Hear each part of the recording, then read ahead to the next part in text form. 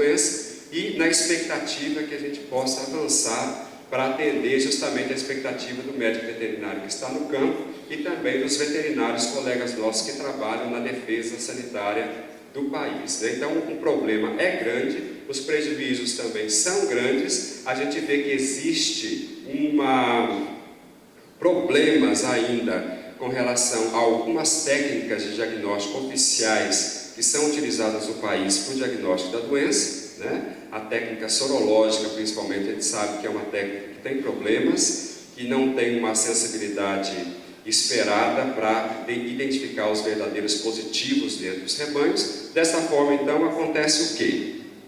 A doença se dissemina, né? Aqui é um gráfico que eu trouxe para vocês da ocorrência da doença, dados oficiais em 2005. Vocês notam que a doença acontecia principalmente em estados da região norte e nordeste do Brasil. Aqui a gente não vê casos da doença em São Paulo. Já agora, mais atualmente, a gente peguei esses dados aqui de 2012, a gente vê já a ocorrência da doença com focos no estado de Minas Gerais, Rio de Janeiro, Bahia, São Paulo e outros estados da região norte do Brasil. Então a doença ela vem se disseminando.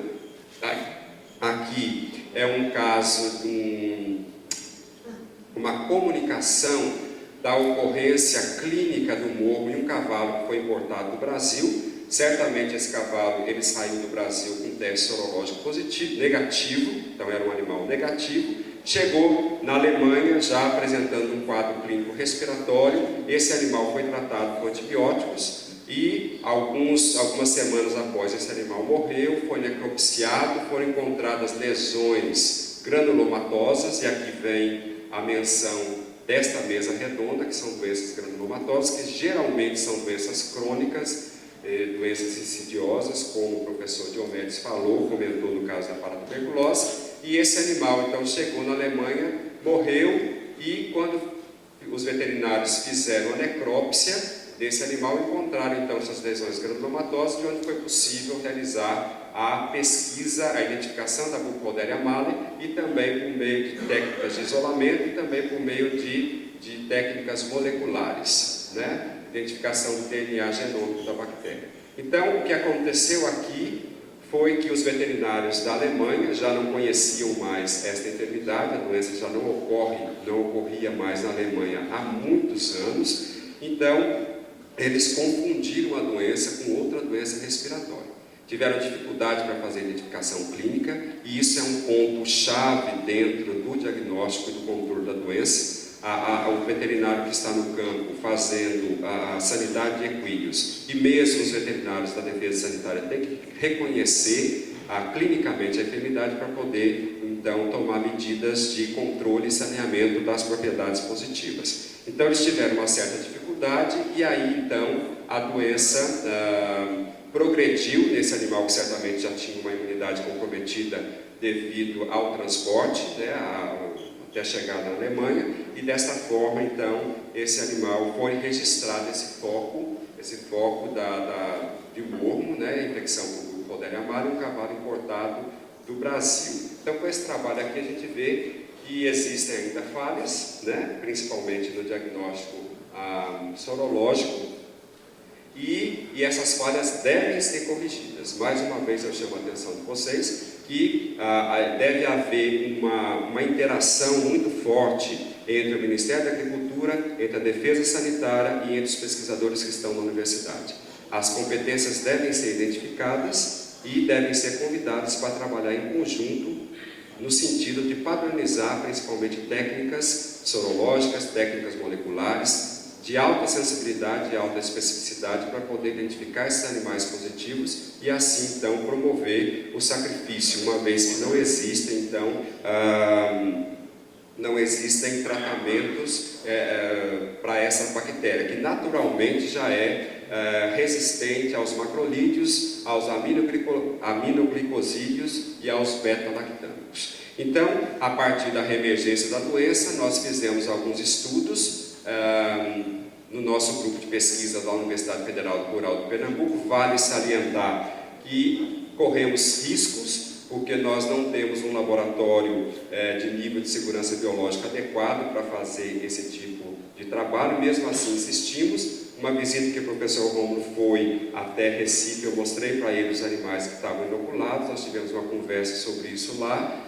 e por isso que eu chamo a atenção. Nós fizemos o diagnóstico da doença, trabalhamos já há 14 anos com essa enfermidade no Brasil e sequer fomos convidados para compor a equipe do Ministério para a elaboração das normas de diagnóstico e de controle da doença no território nacional. Então essa é uma crítica que eu faço e infelizmente eu estou na universidade, eu posso fazer esse tipo de crítica, e porque eu acho que a universidade tem muito que contribuir com o controle de doenças e infelizmente em muitas ocasiões a gente não é convidado para participar desses eventos onde se tomam decisões importantes sobre as doenças no território nacional. E por isso, mais uma vez, eu gostaria que os políticos estivessem aqui presentes para ver o que a gente necessita para que a gente possa avançar mais no controle dessa doença. Então, realizamos estudos clínico-patológicos, investigamos sinais clínicos. Hoje nós já temos mapeados toda a clínica do morro no território nacional. Temos também trabalhos com distribuição de lesões e imunistoquímica nos principais tecidos onde a bactéria se multiplica e o comportamento bacteriano em meios de cultivo. Outros estudos também foram realizados com relação ao diagnóstico sorológico, onde nós, juntamente com a equipe do professor Roberto Soares, também de Pernambuco, já temos um ELISA que foi padronizado para o morro. Diagnóstico molecular, nós já temos identificadas muitas cepas da Burkholderia amara, cepas que podem ser candidatas a uma possível vacina recombinante no futuro muito próximo, e também o teste imunoalérgico, que tem um grupo do professor Jenner, juntamente com o Maurício aqui da Defesa, que fizeram um trabalho muito bonito com a produção da maleína com amostras biológicas de bactéria do Brasil. Porque o que a gente vê, o problema que a gente vê no diagnóstico da doença é que todo o insumo, ou seja, todos os antígenos que são utilizados para o diagnóstico da doença são importados. E nós, com o estudo que nós fizemos aqui no Brasil, conseguimos identificar muitas variações de cepas, variações tanto fenotípicas quanto também no genótipo dessas bactérias. Então, a gente acredita que o governo tem que investir, deve investir firmemente na produção de métodos de diagnóstico utilizando cepas que circulam no território nacional. Tá? Isso aí também é uma questão bastante importante. Então, hoje nós temos mapeados no Brasil toda a clínica, todos os indicadores clínicos que vão facilitar os médicos veterinários que estão no campo para identificar a doença. A gente observa sinais desde caquexia até artrite. Evidentemente que esses sinais não são encontrados em um mesmo animal, mas dentro do mesmo rebanho, o foco da doença, a gente encontra diversos desses sinais clínicos que podem ser utilizados na identificação e na suspeita da doença. E aí essa doença ser confirmada por meio de testes sorológicos. Fizemos também um outro estudo, proteinograma sérico desses animais doentes. Vimos que no grupo que tem quadro clínico da doença são sorologicamente positivos e com clínica as proteínas totais são muito mais elevadas do que o grupo controle, destacando o aumento dessas proteínas totais devido ao aumento principalmente das globulinas, onde estão os anticorpos. E aqui um proteinograma então de um animal sadio, com as frações proteicas do soro. Aqui a gente vê a albumina e a globulina corre mais aqui. Aqui já é um animal doente, a gente vê uma inversão da relação albumina-globulina, a albumina mais baixa e as globulinas mais elevadas. Isso aqui também mostra que os animais têm uma resposta imune satisfatória e que a gente pode futuramente investir nas vacinas para imunizar, tentar uma imunização desses animais. Então a gente concluiu aqui que as variações observadas nos parâmetros estudados foram significativas, desses parâmetros clínicos e do proteinograma. O aumento das globulinas caracteriza um estímulo antigênico nos animais positivos, bem como uma inversão na relação albumina-globulina para animais com clínica aparente em relação aos demais animais. Esses achados poderão ser considerados um diagnóstico, prognóstico e em pesquisas futuras que visam estudar as formas de imunização contra essa importante enfermidade. Também fizemos um outro trabalho sobre a influência de bactérias oportunistas isoladas das vias aéreas superiores no diagnóstico microbiológico do morro em equídeos, que foi publicado em 2004. A gente observou nesse trabalho que quando se coleta material suaves nasais com fins de isolamento da bactéria, a gente não tem um sucesso nesse isolamento, devido à participação de outras bactérias oportunistas que que geralmente crescem com mais rapidez nos meios de cultura e confundem então o diagnóstico microbiológico da doença. Então, a constatação que a gente fez nesse estudo é que a obtenção de conteúdo purulento dos abscessos cutâneos fechados propiciou a recuperação da bactéria em 100% das amostras analisadas. Em contrapartida, quando se utilizou o suave nasal, em apenas um animal a gente conseguiu fazer o isolamento da bactéria. Isso aqui também é bastante promissor, que mostra que o exame microbiológico poderia ser utilizado no diagnóstico como uma técnica oficial de diagnóstico, apesar de que esse método exige, então, uma infraestrutura muito grande de um laboratório de segurança biológica para fazer esse tipo de isolamento. Aqui fizemos também a inoculação da bactéria de várias cepas de campo em animais de laboratório. Na época, em 2000, fizemos a inoculação intraperitoneal e essa bactéria produz uma prova de Strauss, que seria a formação de um processo inflamatório purulento dos testículos e túnica vaginal, do saco escrotal. Também faz septicemia, então nós já temos mapeado esse modelo biológico, esse modelo experimental em animais de laboratório, que também é bastante promissor, principalmente se a gente for estudar futuramente alguma possibilidade de vacinas, e isso aqui vai contribuir bastante. Então a prova de Strauss para todos os grupos foi positiva às 48 horas pós-inoculação, sendo esta bastante sensível para o diagnóstico precoce da doença. As lesões macromicroscópicas observadas nesse estudo indicam que existem diferenças no comportamento entre as amostras de Burkholderia mali inoculadas em cobaios, possivelmente devido às diferenças na virulência das amostras de campo e na sensibilidade dos animais utilizados no laboratório. Então isso aqui também foi um outro trabalho bastante interessante. Já com relação ao estudo anatomopatológico, nós já temos também mapeados todos os tecidos-alvo, onde a bactéria produz os granulomas, principalmente no fígado, baço e pulmões. Aqui a gente observa um granuloma, e também aqui aquele animal que tinha aquele membro pélvico levantado, mostrando então a presença de um abscesso na musculatura e de onde a bactéria então foi também isolada. Aqui também, em alguns casos, os animais desenvolvem uma septicemia, com aderência dos pulmões, a pleura, as costelas, é um achado bastante significativo.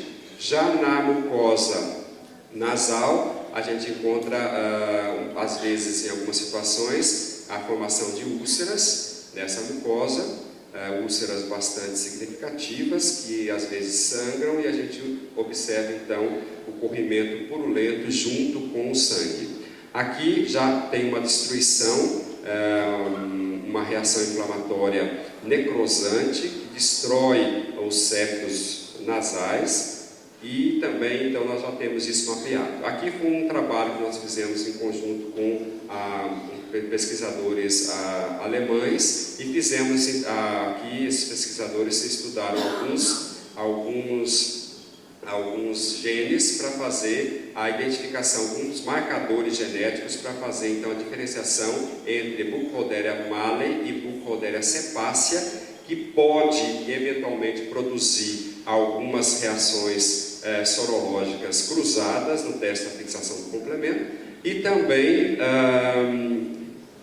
deixa eu ver aqui, e também para diferenciar a Pseudomallei da Mali, que produzem doença clínico-patológica muito distinta, tanto dos animais quanto dos homens. Esse trabalho nós fizemos uma caracterização fenotípica e molecular de amostras de Burkholderia mali. A gente já conseguiu observar variações no padrão de fermentação, principalmente de alguns açúcares. Algumas amostras de campo têm variações nessa fermentação de açúcares, e encontramos também, por meio dessa técnica molecular, RAPD, PCR, variações também no genótipo de bactérias de amostras de campo. Então aqui a gente vê que essas foram agrupadas, né, em G4, tem uma variação aqui, tá? Então a gente vê que existem várias variantes da amostra de campos circulantes, e isso é importante também para a questão do diagnóstico e também do controle.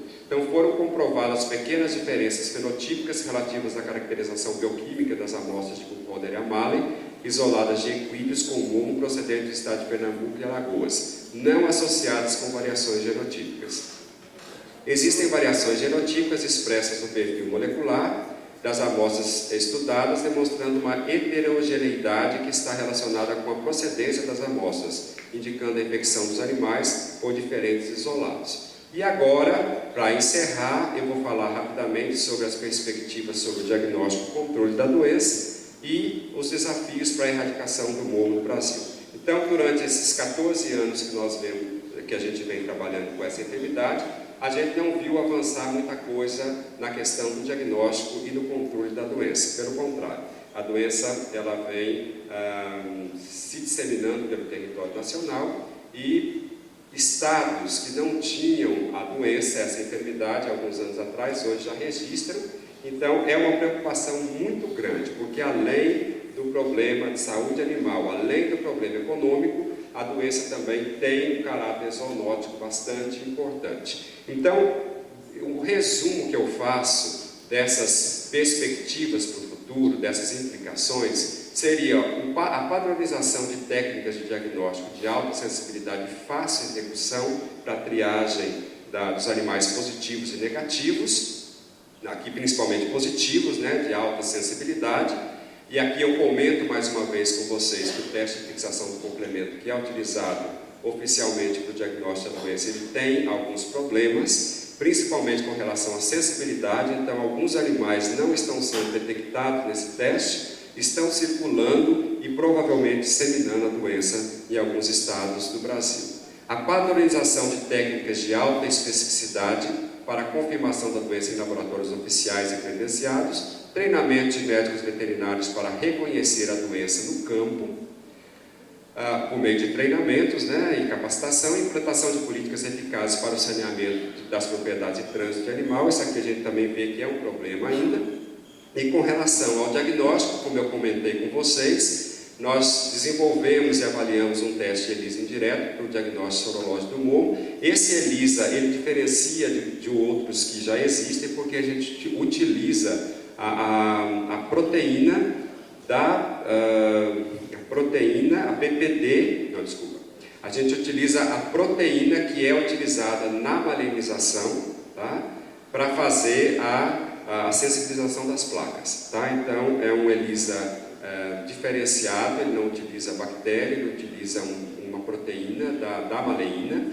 Vejam só aqui quando eu comento com vocês, aqui somente em 300 amostras que a gente analisou, a gente viu que 3 animais que foram negativos na fixação do complemento, eles foram positivos no ELISA. Então, esse teste de fixação do complemento, ele não foi suficiente para detectar 3 animais que eram positivos, que estavam infectados e que não foram, então, identificados nesse teste. Então, a gente concluiu que, com base nos resultados obtidos no ELISA indireto, acredita-se que o teste é promissor para o diagnóstico sorológico do momo e equídeos no Brasil. Sua versatilidade, além do tempo empregado para a realização, classifica como um teste que pode substituir futuramente a fixação do complemento. Entretanto, ainda é necessária a realização de outros ensaios com maior número de amostras. Também produzimos uma maleína, diferente daquela que foi produzida aqui em Minas Gerais. Essa maleína ela foi produzida, foi financiada pelo Ministério da Agricultura, naquele edital do MAPA, CNPq-MAPA, e nós tivemos a oportunidade, infelizmente não tivemos a oportunidade de testar mais animais, porque o Ministério, junto com o CNPq, eles financiaram a pesquisa e depois nós tivemos sérias dificuldades para testar o produto, entendeu? Então, aí mais uma crítica que eu faço em relação à dificuldade que a gente tem de utilizar, de testar esses produtos que a gente tem e está desenvolvendo no laboratório, porque o diagnóstico é oficial, é feito pelos médicos veterinários da Defesa Sanitária e que muitas vezes a gente não conseguiu uma participação para a gente chegar até esses focos da doença para testar o produto que foi feito. Então, o que a gente conclui o que é disso? Dinheiro jogado fora, né? Então, aqui a gente vê um animal que foi inoculado com a maleína, com uma reação edematosa bastante grande, e os 5 animais positivos sorologicamente que a gente conseguiu inocular, os 5 reagiram com uma reação muito satisfatória, com edema, com lacrimejamento e alguns deles com reação inflamatória. Então, neste estudo, apesar do pequeno número de animais avaliados, a maleína produzida foi eficaz na identificação dos equídeos verdadeiros positivos, bem como os animais negativos para o morro com 100% de concordância. No entanto, é necessário aplicar esta maleína em um número maior de animais para eliminar possíveis dúvidas de interpretação no diagnóstico da doença. E para encerrar,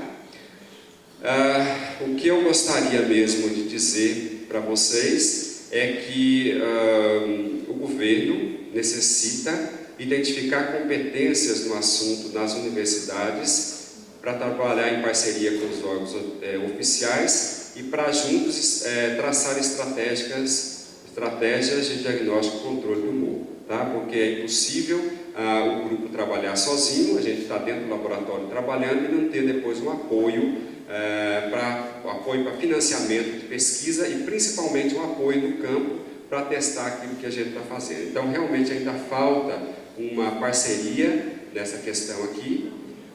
E outra coisa que eu coloco é identificar competências. A gente tem que saber fazer isso e tem que fazer isso para qualquer doença. Um país desenvolvido, em desenvolvimento como o Brasil, que exporta grande quantidade de carne e de alimentos, ele tem que saber identificar quem está trabalhando bem com a enfermidade e dar condições para essas pessoas continuar trabalhando e contribuir de uma forma efetiva para o controle da enfermidade. Então, isso aqui, essas competências, ainda eu acho que precisa ser trabalhado mais em cima disso aqui para formar um grupo forte para trabalhar com essa doença no Brasil, no território nacional, estimular o lançamento de editais para fomento de pesquisa direcionados para o diagnóstico dessa enfermidade e equipar laboratórios de referência para fomentar pesquisas direcionadas para suprir lacunas ainda existentes no país sobre essa doença. Eu estava pensando ontem à noite, eu me deitei e comecei a pensar, falei, gente, se a gente tivesse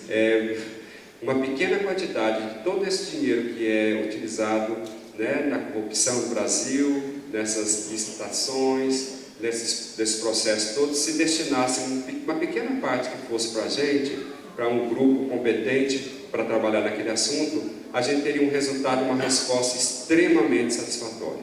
Tá? Então, mais uma vez, eu gostaria que os políticos estivessem aqui para ouvir esse tipo de apelo. Mais empenho e agilidade dos órgãos oficiais na busca de soluções eficientes para conter o avanço da doença no Brasil. E aqui, quando eu falo mais empenho e agilidade, eu estou me referindo aos órgãos executores para que possam agilizar os testes de diagnóstico, que possam implantar novas possibilidades dentro da legislação específica para o morro, para se testar outros possíveis métodos de diagnóstico. E eu vejo também com muita clareza que os métodos moleculares são muito interessantes para esse tipo de diagnóstico, aí a PCR convencional, a PCR multiplex ou algum outro tipo de PCR que possa ser empregado. Meu tempo já acabou, eu gostaria de mais uma vez agradecer o convite feito pelo professor Dr. Rômulo Leite e pela Denise também, que está na organização, e estarei aqui depois à disposição para as perguntas. Obrigado.